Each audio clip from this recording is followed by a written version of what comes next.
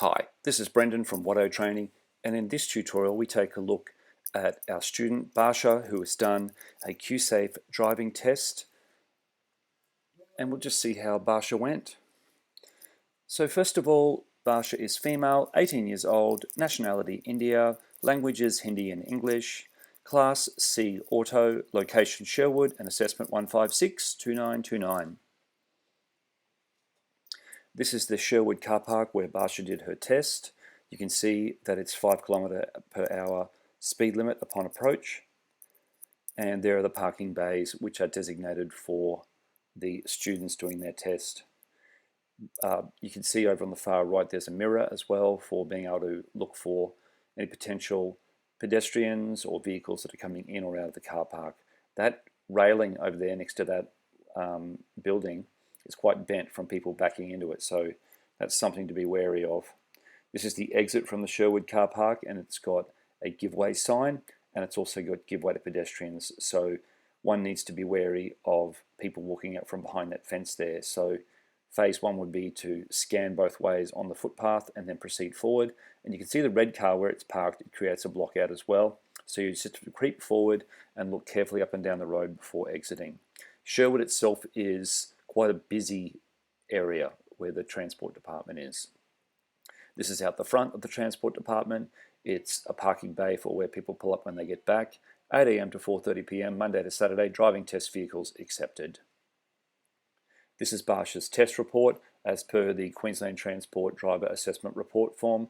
The driving examiner has taken Barsha out, and we can see in the with the blue arrow is at the top right, this is all the details of the assessment.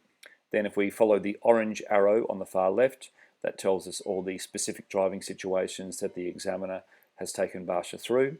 If you look at the green arrow on the right, it shows the maneuvers that Barsha's done. She's done the reverse park and the gear changing exercise.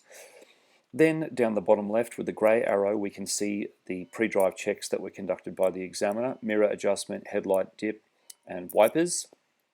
The middle section, we can see section D is vehicle operation. There is one non-critical driving error for steering control. Bottom right, where the red arrow is pointing, we have one non-critical for observation and scanning, one for judgment, and two for progress. Then if you look at the appraisal, and I've typed this out so that you can see it clearer, these are the errors that the assessor observed by Barsha in her assessment. Rolls up an angle curb without mounting it, fails to scan and observe primarily to the rear while the vehicle is being reversed, stopped in a situation where there were no vehicles or pedestrians present and it was all clear to proceed, and drove too slowly and accelerated too slowly for the conditions. So let's break that down. We want to ascertain, was the applicant successful or not successful in the test? How many non-critical errors did Barsha make? How many critical driving errors did Barsha make? How many specific repeated driving errors did Barsha make? And how many general critical driving errors did Barsha make? If you don't know what those error types are, please go to the relevant YouTube video on the Watto Training website, view that and come back, and it'll make a heck of a lot more sense. Okay, there was one non-critical error for rolling up an angle curb without mounting it. That would be a non-critical. However, it would be a general critical if the student strikes another object, for example, vehicle, power pole, or pedestrian, resulting in potential or actual damage or injury. This includes mounting the curb with one or more wheels. So thankfully, Barsha didn't make that error. There was one non-critical for observation and scanning. Fails to scan and observe primarily to the rear while the vehicle is being reversed. It doesn't mean that she didn't do it at all, it just means it wasn't sufficient. The requirement on the reversing maneuver is reverse in a straight line for 25 to 30 meters, staying within 50 centimeters of the curb. So this is the tip that we would give to Barsha. Look mostly at the back window whilst reversing. However, make quick checks for hazards. For example, look ahead for vehicles. Note a hazard is anything that can cause danger.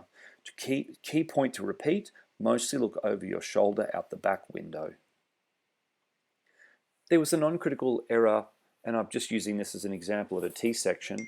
Stops in a situation where there are no vehicles or pedestrians present and it's clear to proceed. So we can see the learner has come up It's completely clear both ways, but they're actually stopping. So this could be lack of confidence. Sometimes students on tests are overly cautious, but what the assessors want to see, and what we all want to see, is the learner driver applying a system of vehicle control, so that when they get to that point, they're in the correct gear, correct road position, well, she's in an auto, sorry, correct road position and correct speed, and scanning up and down the road, and that if it's clear, to continue on. You will find some students will drive up to T sections and roundabouts and just stop at all of them, thinking that that's actually the safest thing to do, but it creates confusion in other drivers, like people behind think, why is this person stopping? And someone could run up the back of them as a result. So we want the driver flowing with the traffic, having the confidence to do the appropriate scans, and when clear, to proceed. There's no stop line or stop sign there. It's free to go.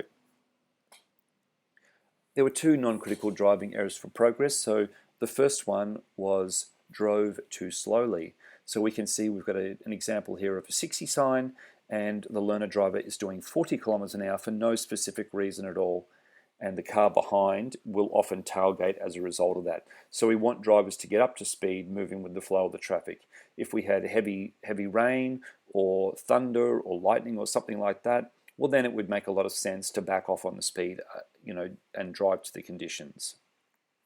There was also a progress error for accelerated too slowly for the situation. So there is a theme coming through here with Barsha's driving of a lack of confidence to get up to speed and get moving. And we can see in the example here that there's a lot of vehicles banked up behind Barsha, who is slow to move off in this particular situation. So let's go back to our initial assessment. Was the applicant successful or not successful? My records show that we had 1, 2, 3, 4, 5 non-critical errors. 9 or more non-critical errors is an unsuccessful result. So that's addressing A and B in that diagram. Were there any critical driving errors? No. Were there any specific repeated driving errors? No. And were there any general critical driving errors? No. Thanks for watching. This has been Brendan for Watto Training.